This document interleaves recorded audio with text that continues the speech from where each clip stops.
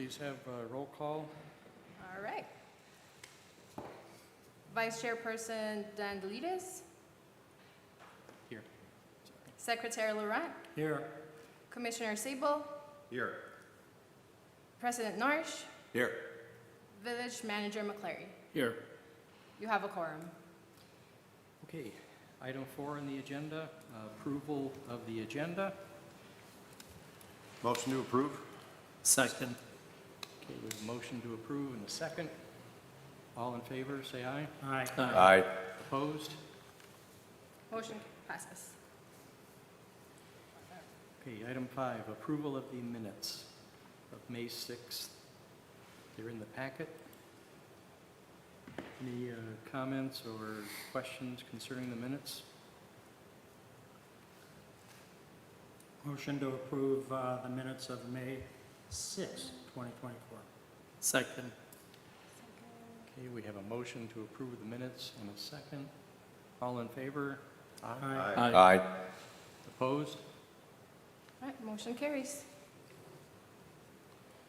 Okay, public comments on non-agenda items. I don't see any public.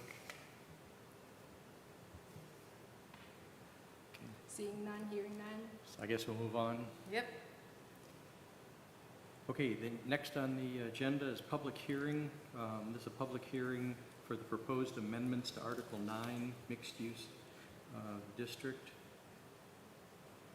So those are also in the meeting packet. So I don't know if there's any, there's nobody here, so is there any reason to continue?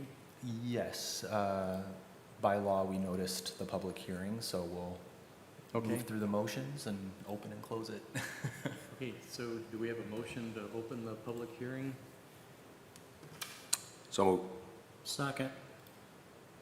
Okay, we have a motion to open the public hearing.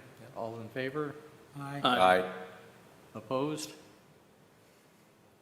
Okay, motion carries. That's 617 Okay, so I guess I'll offer it up to to close. anyone in the public. Sorry, there's a, on page 10, kind of the order of procedure for the public hearing. I'll, if you don't mind, just for posterity, I guess, Okay, go ahead and do the presentation of the proposed amendments.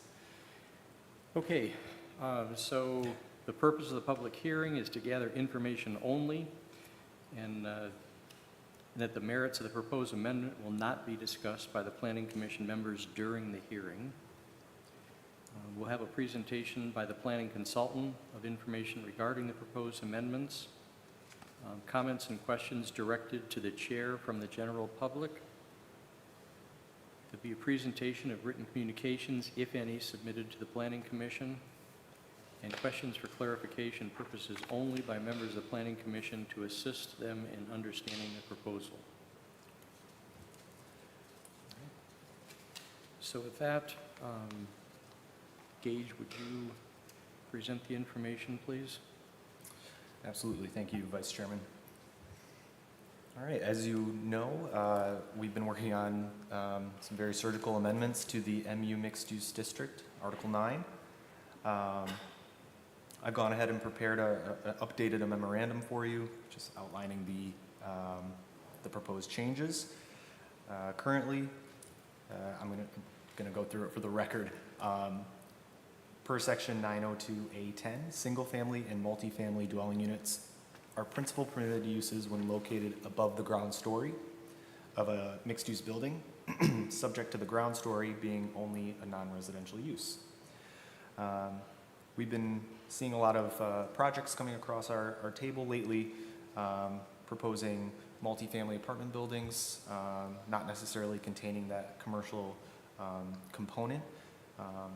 And in order to achieve greater clarity, back in, I believe, late 2023, we brought forth a memo for discussion, basically this memorandum with some text amendments to allow for multifamily residential only developments by right, without a commercial component on the ground floor. We find that the multifamily uses, with or without a commercial component, is a suitable use and housing type for the MU district. We believe that it promotes the intent of the ordinance, fosters greater walkability, helps to alleviate a housing shortage, and helps stimulate the local downtown economy with more folks living in the area. Following the public hearing for these amendments, which I'll go over briefly, a motion by the Planning Commission recommending approval to the Village Council would be appropriate. So I'll just step through those amendments. I'm looking at page 13 of your free packet. Shows the existing ordinance with track changes.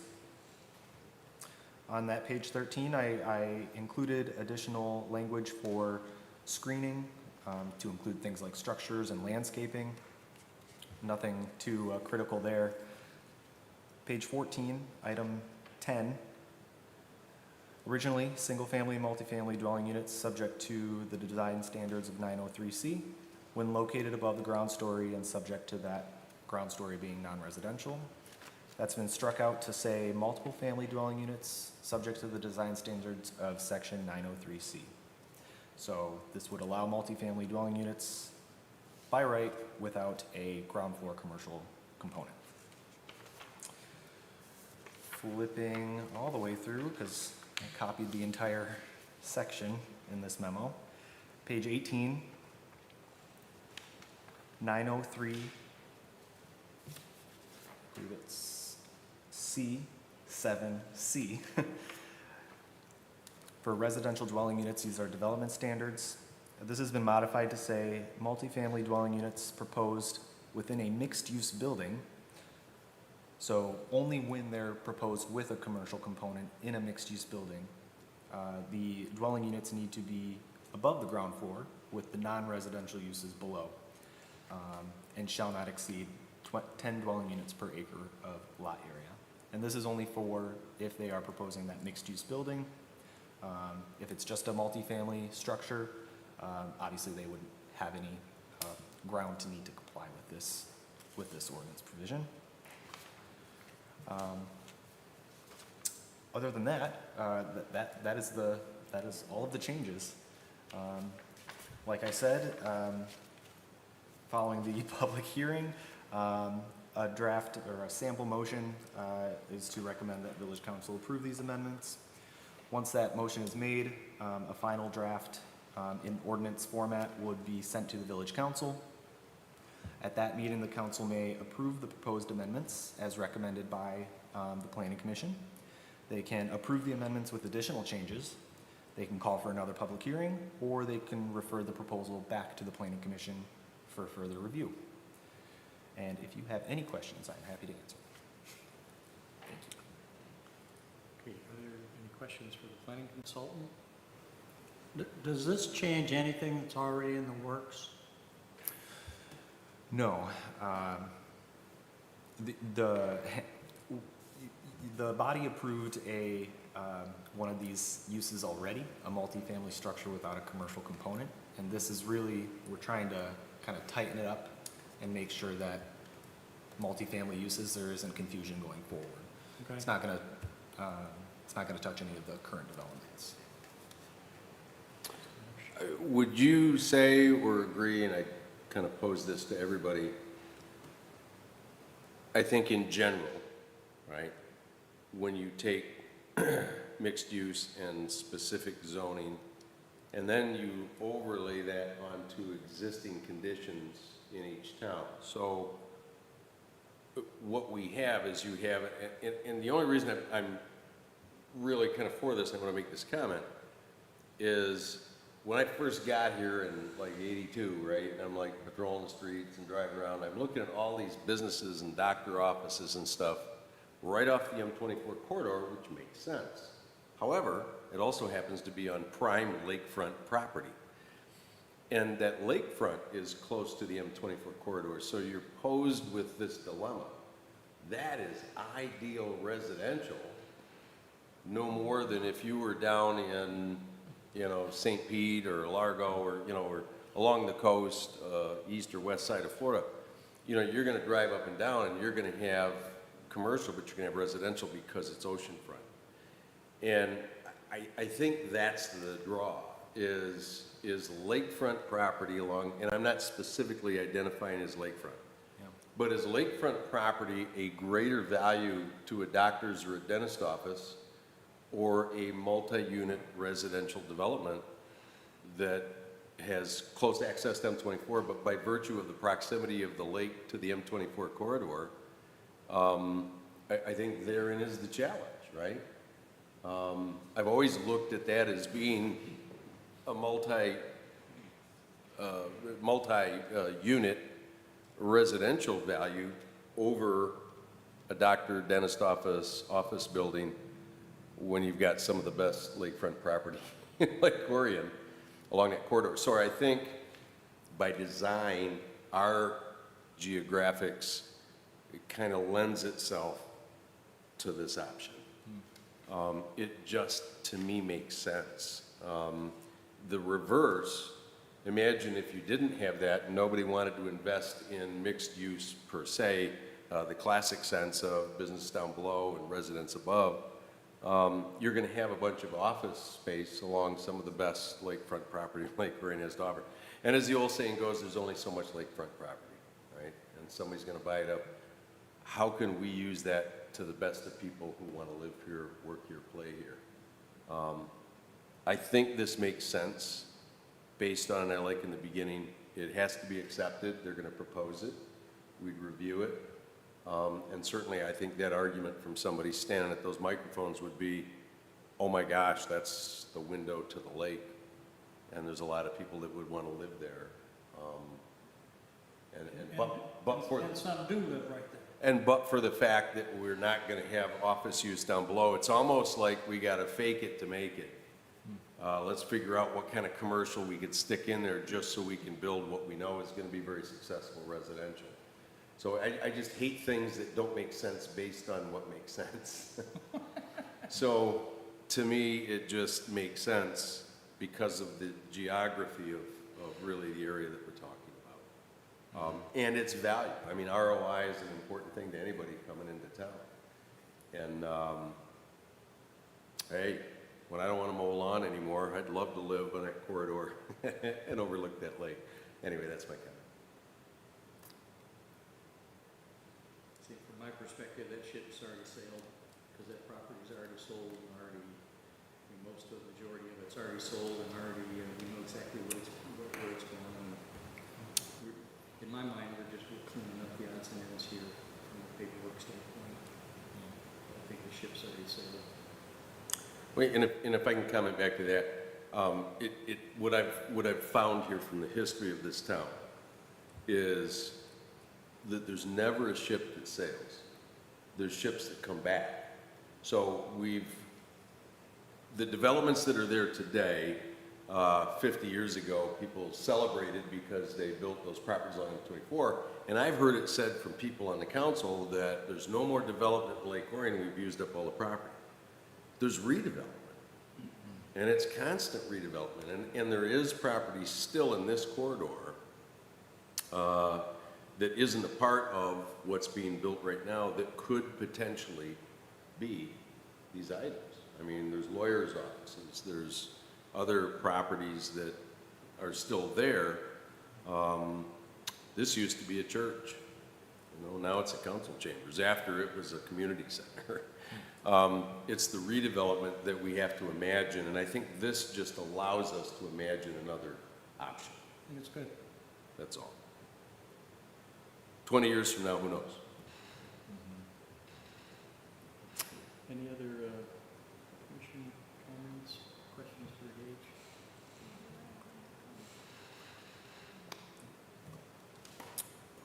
Okay, then I guess we'd open it up to the public for any comments or any, Motion to I guess, is there anything written, did we receive any written correspondence that we should be reading?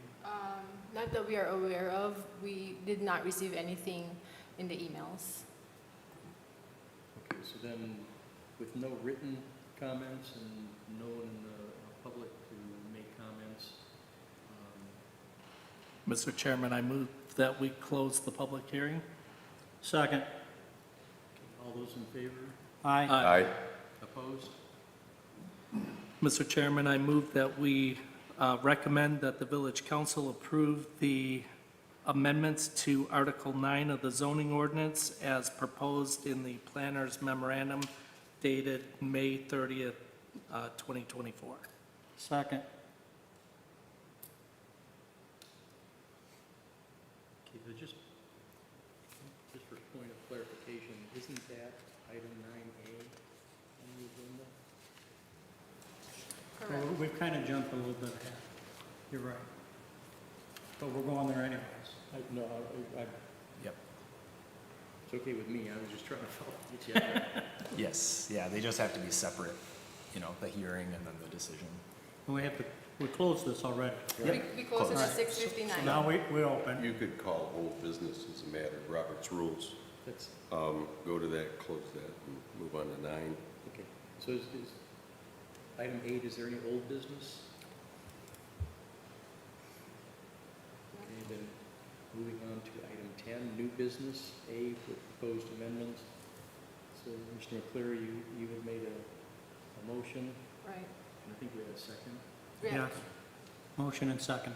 Okay, any discussion on that motion? That's right. No more discussion. Okay, then, all those in favor? Aye. Aye. Aye. Opposed? All right, motion carries. Okay, item 10 on the agenda is commissioners' comments. Darwin, we'll start at your end. Mr. Chairman, I don't believe I have anything tonight. Thank you. Okay. Nothing. Mr. Saylor? Nothing for me. Just what we just talked about.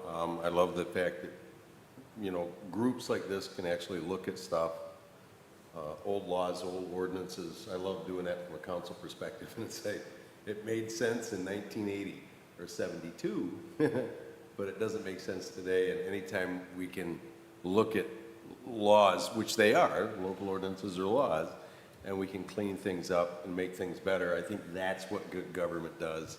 And I applaud you guys for at least looking at this issue and trying to clean up things that made sense at a certain time, at a certain view, but maybe doesn't make sense today. So to me, this makes sense. Thank you.